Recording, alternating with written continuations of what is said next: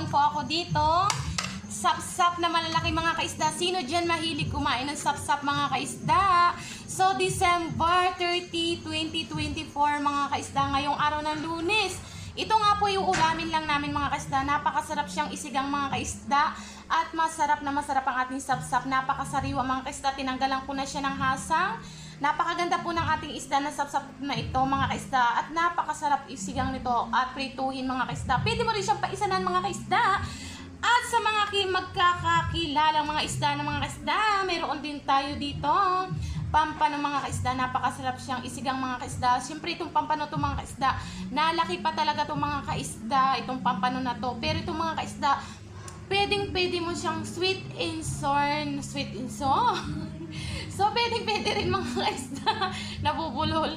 So, napakaganda ng isigang mga kaisda kasama ng ating sap-sap ang ating uulamin ngayong araw ng Lunes mga kaisda.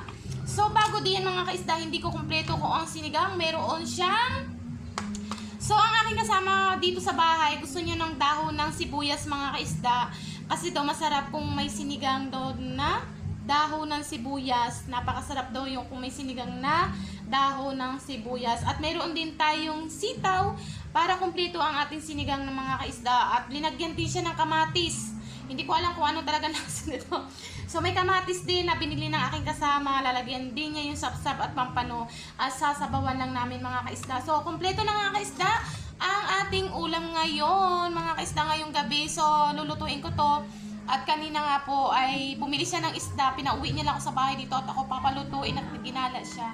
Napakaganda mga kaisda yan ng ating kamatis at ng sapsap. So mga kaisda din sa mga gusto diyan ng mga pampano at sapsap, pwede na kayo bumili dito sa ating Umagikikbills. Pero may mga isda ngayong hapon, kung gusto nyo bumili na kayo mga kaisda, pero hanggang bukas na rin yan. Kasi bukas ay New Year ng mga kaisda, so i-celebrate na natin ang New Year. Patapos na ang 2024 mga kaisda. Sabay-sabay natin bukas abangan ang mga celebration dito sa Umagikikbills mga kaisda. So enjoy lang tayo mga kaisda. So Happy New Year sa inyo tanan diyan.